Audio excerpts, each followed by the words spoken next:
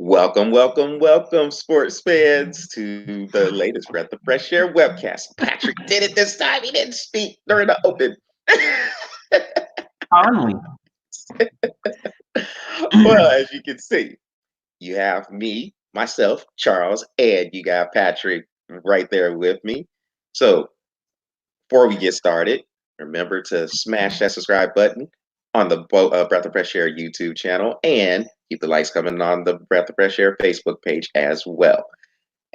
Patrick, this is our second annual hashtag episode as well. So this one's going to be pretty fun. Hashtag awesomeness. Yeah, there you go. Let's get it started, right? So Just let everybody know all these hashtags off the dome piece because I literally forgot this was hashtag episode. I gave you a reminder hours ago, but you gave me a reminder right before you hit the play button, bro. No, I didn't. You read your text. Yep, you check your text. And while you check your text, I'm going to go ahead and break down. Shut your face. Okay. So we're going to go with hashtag shut your face, Charles. Hashtag shut your face, Charles. Hashtag screw your text message because I didn't read it all.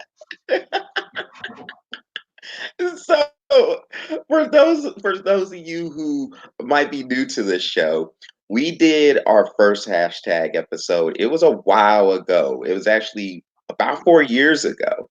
And we love doing that episode. And I guess that was one of the favorites of the people who have watched it as well. So follow along and you'll see where we're going with the hashtags. And if you need a reminder of it, then I encourage you to check out the first one. And then this will bring you up to speed for this episode right here. So without find that link and post it in the post when you post it. Yeah, I could do that too. So yeah, either way. Hashtag episode 1, hashtag episode 2. I stole those straight from Star Wars, so who cares? George Lucas, kiss my butt. Hashtag kiss both cheeks. Someone's salty that they didn't read their text messages. I am a little salty. So Patrick, because you're right again. So without further ado, Patrick, let's get to the topics here. And we will start with the NFL. And let's get with the collective bargaining agreement talks. And this is kind of a follow-up because you did a shorty to this last week. And nothing's really progressed from these talks as expected because the NFL owners are being, well, they're kind of being, they're being pricks, for the lack of a better word for this, because they basically threw out this proposal out here. They want an extra regular season game. They want an expanded playoff. And what was the other part of it? They're going to cut down the preseason, I guess, from 4 games to 3. But the thing about that is they're throwing it out here and they're basically telling the players this is a non-negotiable deal. What type of negotiations are non-negotiable? That makes no sense. But that sounds like something the NFL owners would do. Only in the NFL. Oh my gosh. So Patrick, what are your views? NFL, Charles. Yeah, you're right. It's probably the NFL. So ain't gonna happen in any other league. So what are your views about that? And do you see a deal getting done anytime soon? Personally, I don't. No. But what do you think? No, because I mean it's still got to pass through the players. It's still got to pass through the players, and if it still has to pass through the players, then I mean you I don't know if you saw JJ Watt's text message or text message. Jesus, hashtag about the dumbest comment ever made right there. Twitter. Did you see his Twitter? He's like, if this has to come through me, no, because I mean it boils down to the fact is that, like I said in the shorty, every team has the opportunity to make $20+ million a year and the players are not getting anything more. They're going to get a little less per game because they're adding one game to the season, but their salaries stay the same. So no, I don't see this going up. I mean, and that's just based on the money side. And we're not even talking about prone to injuries, all those kind of things. We're just talking like straight money. No, I don't see anything coming out of this. I mean, to me, it's probably going to stay 4-game preseason, which I think is dumb. I think it should be 2, personally. 16-game season, and you're going to see the same amount of playoffs teams. Now, I think the only thing that makes it really enticing for the players is the fact that there's 2 extra teams that go to the playoffs. But other than that, if it ain't putting more money in your pocket, then most of those players are going to say no. And most of those players are probably going to be from teams that ain't going to make the playoffs, which is the half that already voted no. And the other half is like, well, we're almost like right there. All we have to do is say yes, and we're in the playoffs. But no, I don't think anything's going to happen from it. I'm going #hypocritical for everybody involved, man, because here's the thing.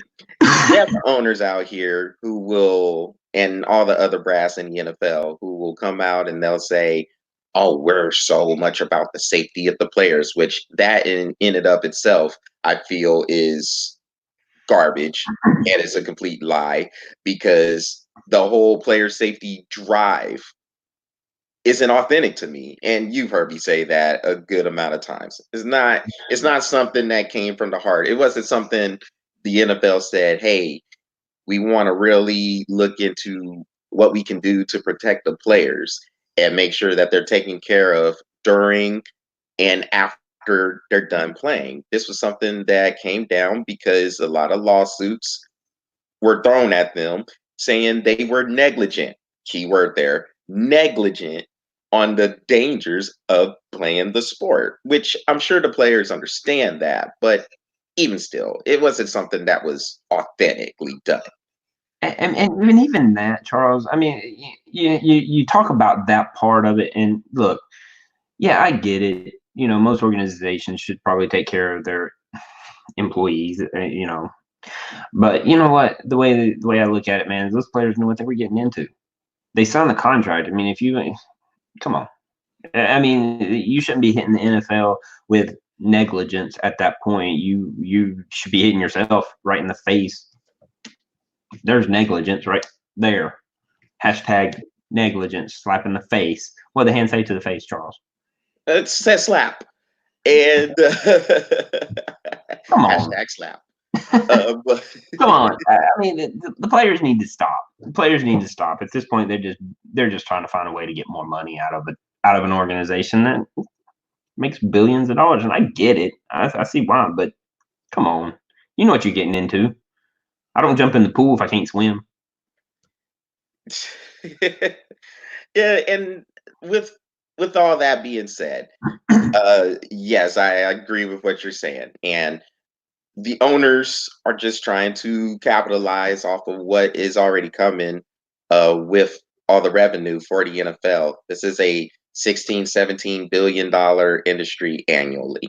So that's all the owners are seeing is more and more dollar signs. You throw another regular season game in there, you throw another potential playoff game in there during wild card weekend or whichever one it be, that is a lot more money that is going to be in their pockets. So for the players, in terms of the safety aspect of it, a 17-game regular season, it definitely adds a little bit more tax to it. Now, if the players are going to be about the safety of themselves, then they must dig in. They can't sign any deal that's going to give them the same the owners are looking for or more that the owners are looking for.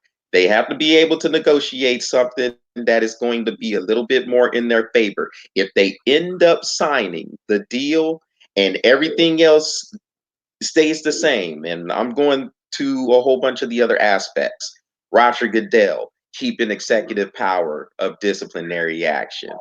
some of the other stuff that comes in with revenue, how much the players get in terms of their piece of the pie. If none of that stuff changes, then everybody from the players union, who I think a lot of them are a bunch of idiots anyway, uh, Yeah.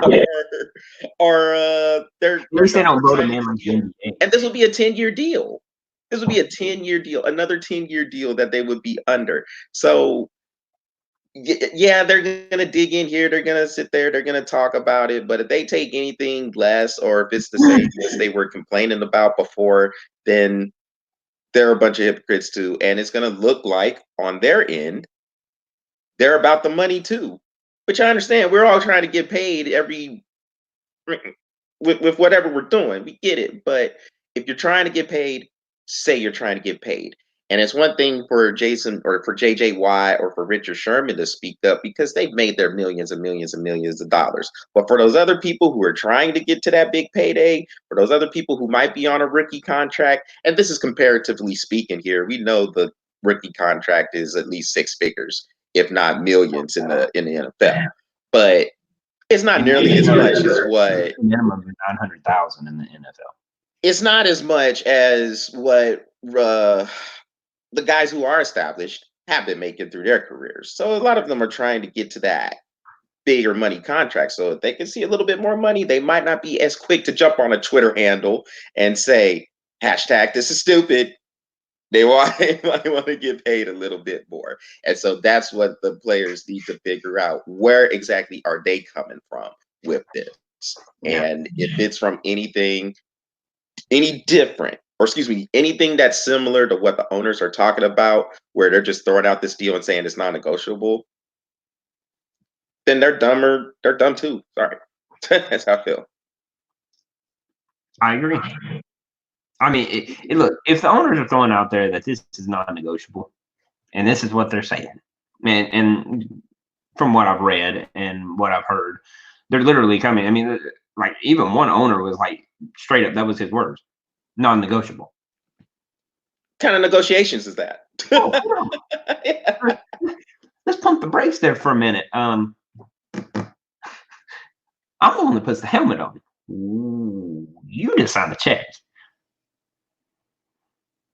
It is negotiable. Everything is negotiable. Everybody has a price. It doesn't matter what it is. Everything in this world is negotiable, and everybody has a price. Believe me, everybody has a price. And for these owners to say this is non-negotiable, hey, look, and I mean, look, they could cancel contracts, get people in that want to play. Hey, you want me to play 17 games? I'll play 17 games. $1.7 million. Let's get it. Hey, Atlanta, you need somebody to ride the bench? Bro, I'm your man. 17 games. I'll ride it. I'll ride that thing 17 games. Hashtag ain't doing crap. Oh, and real quick, Patrick, before we move on, I wanted to sit there and say I was actually thinking about doing a shorty as a follow-up to your shorty. Think if they did sign a deal and I was gonna copy your slogan and everything. I was gonna say, you know what, NFL, you're in the trash can. Let's dump it. Y'all are garbage.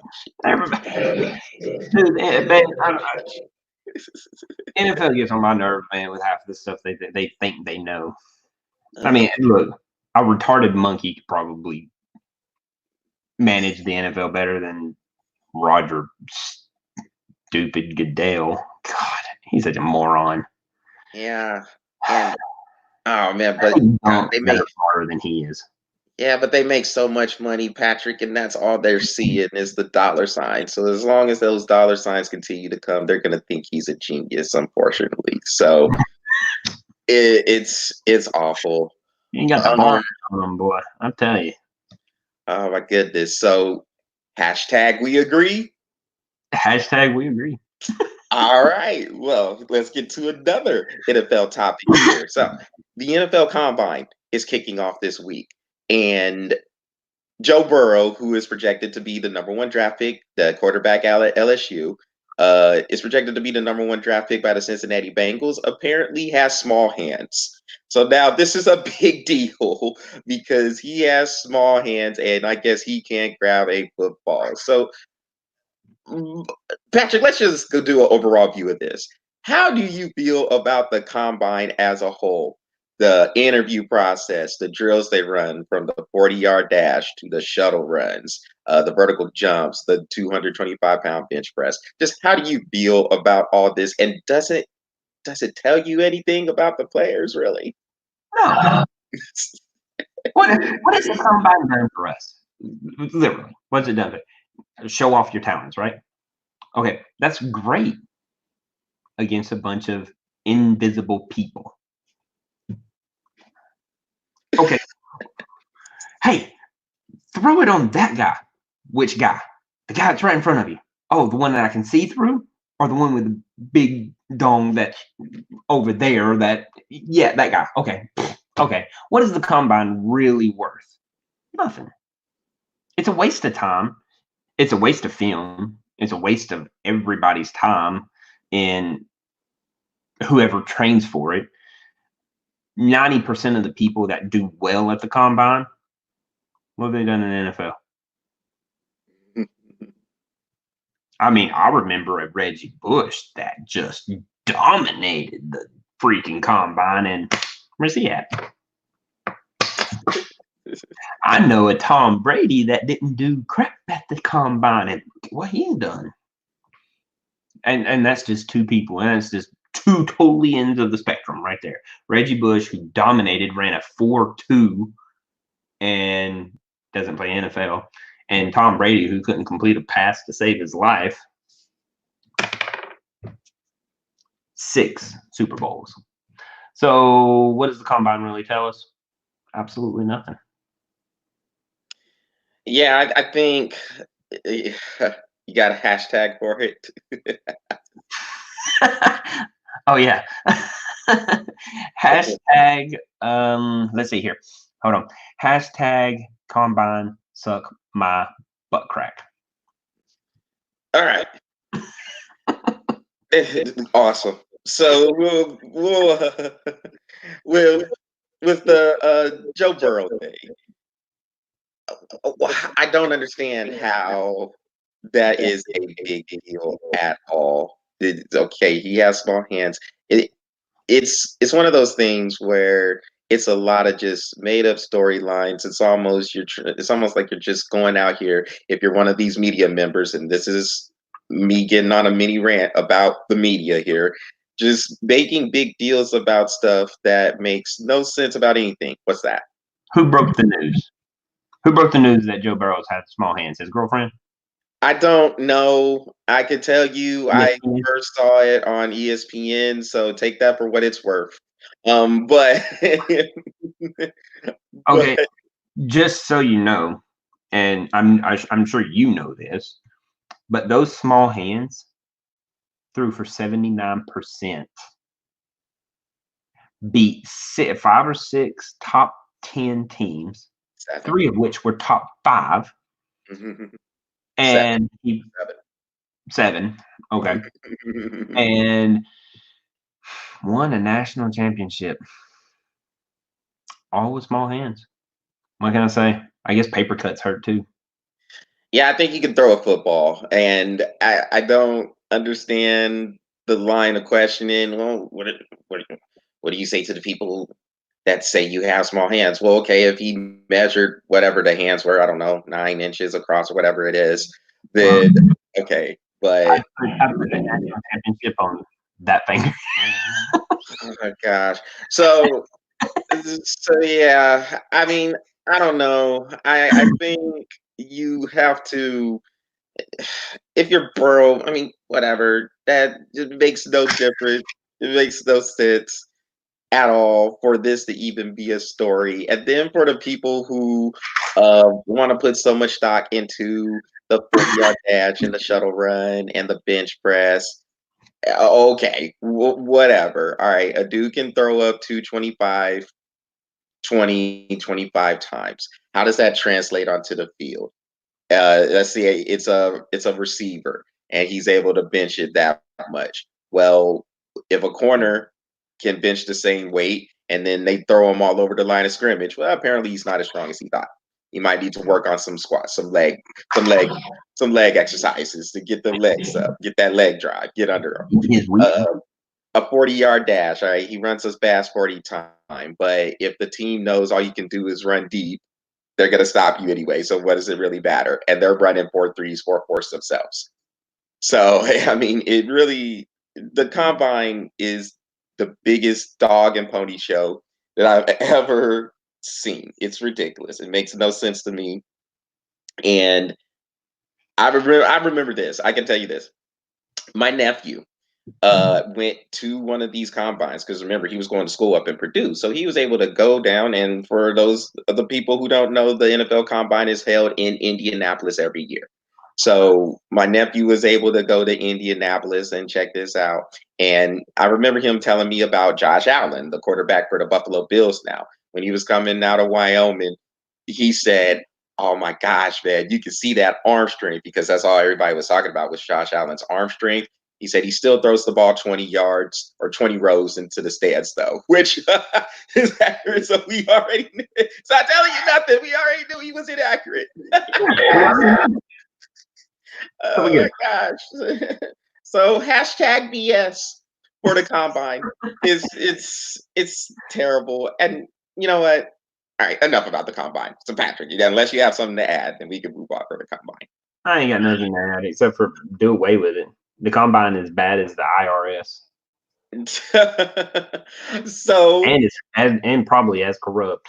well, you know the NFL is pretty corrupt, but I don't know. I still don't know as bad as the NFL is. They're not as bad as the NCAA, OIC, or excuse me, IOC and FIFA. Sorry, like those three are always on the top of my list. So Patrick, let's move on to the story that just continues to give. We mentioned this last week and weeks before. The Houston Astros. So on Saturday, apparently they played their first preseason game, or maybe they tried to get their first spring training game started against the Washington Nationals. And of course, people were trying to come through with their signs, calling them cheats, calling them the Houston Asterisks. Well, the Astros apparently are saying none of these signs will be allowed. So they're out here confiscating signs. If this is the case, because the Astros are over here saying, "Oh, we've always had a policy about this during spring training games that we play in our spot."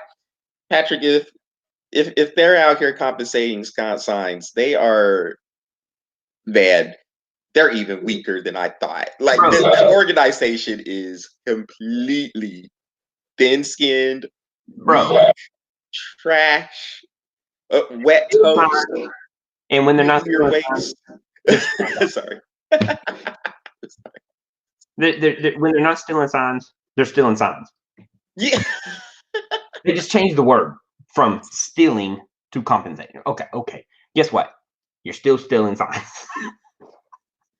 It's just in the DNA. Look, it's not just the players; it's in the organization. It's all over the place. They can't get rid of it. They just keep pumping out stealing signs. They're going to steal signs all over the place. It's even in the what do you call them? The ushers. The ushers are even part of it. Everybody's stealing signs. Let's get our Oprah Winfrey on. You take a sign and you take a sign and you steal a sign.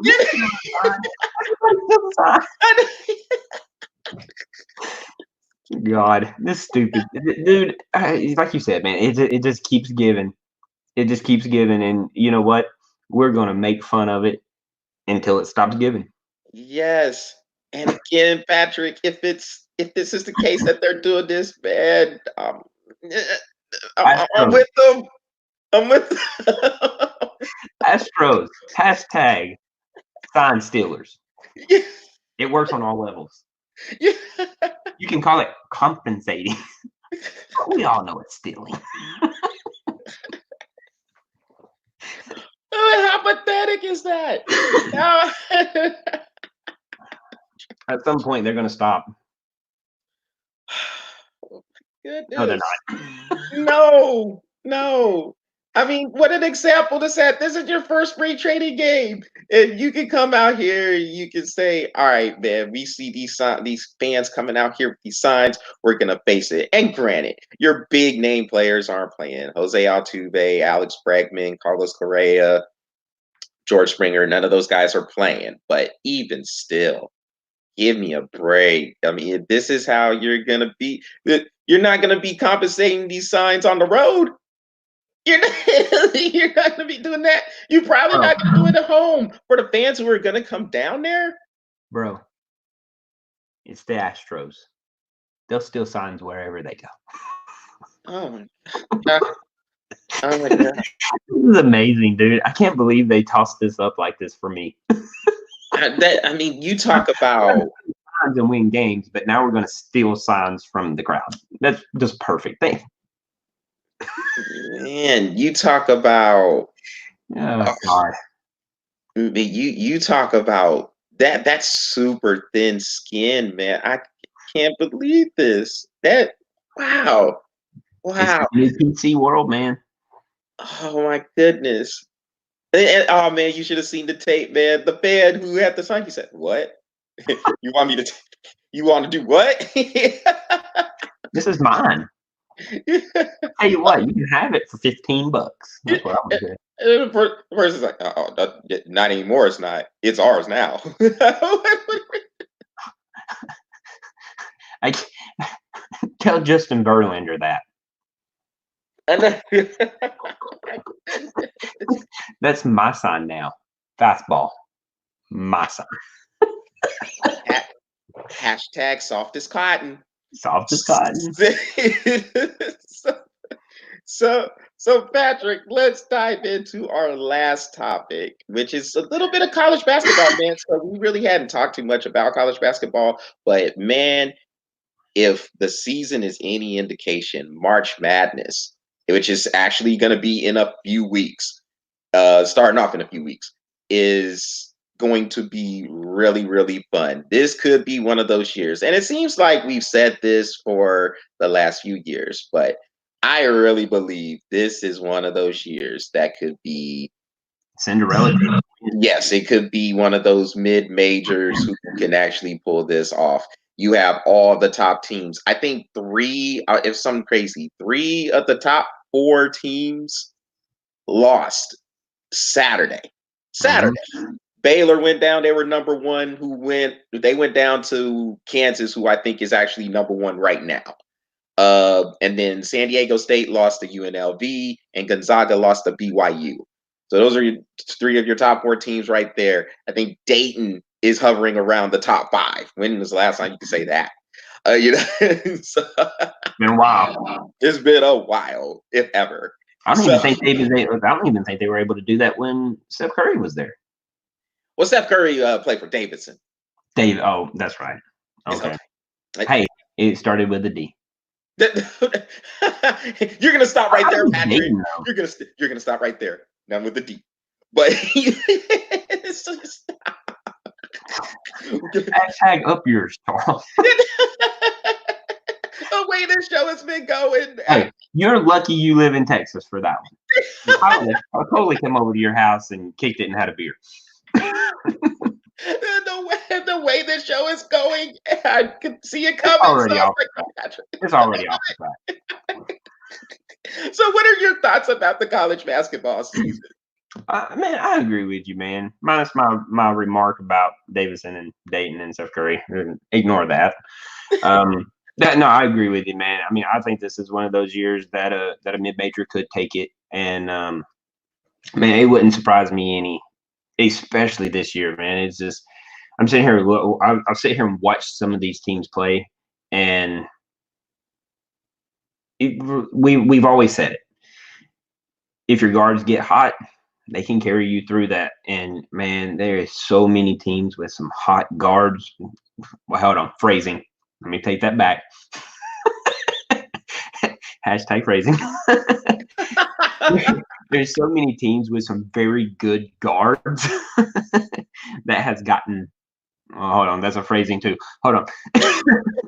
Let me pull that back.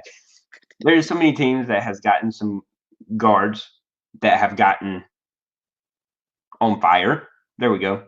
Yes, but Patrick will say, "Hey, good guard play." We'll go with Good that. guard play. There you go. Because Hashtag Patrick is stuck on the guard play right there. hashtag Patrick is stuck on those hot guards. I was talking about women's college basketball, Charles. Jesus. Hey, same thing. Same. When the guards get hot out there, they can carry you to a title, and I mean that's exactly what it's about. Thank you for mentioning that because Because it's just like when you're talking about hockey, you get a hot goalie, or in baseball, you get a hot pitcher who can carry you through a game when they need that performance. Gardner. Yes, and so in college basketball, I completely agree with you. That's what it's about. If you can get that good backcourt play, it can carry you to a title because they can control the game. They're kind of a coach on the court, and they can. They're capable of getting on a run, like Kemba Walker in 2011, I think it was, with Connecticut. He was able to carry them through, and then Shabazz Napier, same thing for UConn, when they won again in 2014, and then a couple of those teams, the two teams for Villanova when they won the title. You had I can't think of his name. It's Dante DiVincenzo, I think his name was. He plays for Milwaukee now. But, How can you even say that word? man, I don't know, man. Some of these names that they come out with. The Boing shower handle. Yes, man. Hey, go key is key. Yeah, wingdings. Online classes. Maliciousness. Yeah. Check out Key and Peele, East West All Stars, if you don't know what we're talking about. But it's so funny. But no, but yeah, college basketball season has been very unpredictable. You have Dingleberry. yeah, you have people like Stephen F. Austin going to Duke and winning. I mean, Evansville came to Kentucky and won. And these are some of the I almost said aspects and asked something. Ooh, this show is off the rails.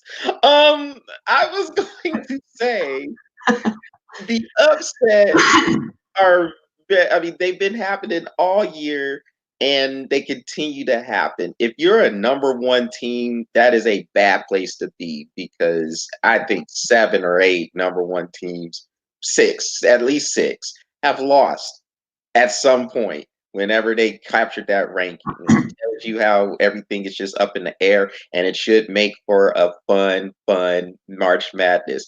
And you know, of course, what's going to come, Patrick. We're going to get into March Madness. You're going to see all these upsets happen, and everybody's going to say, yeah, I want the chaos. I want the chaos. And then when there's no. Until that bracket busts, I ain't got no money. Yeah, and then their bracket's busted, and then no pun intended, and then their bracket is busted, and then it's gonna be man, I miss those top teams being in there. Man, shut up. You don't know what you want.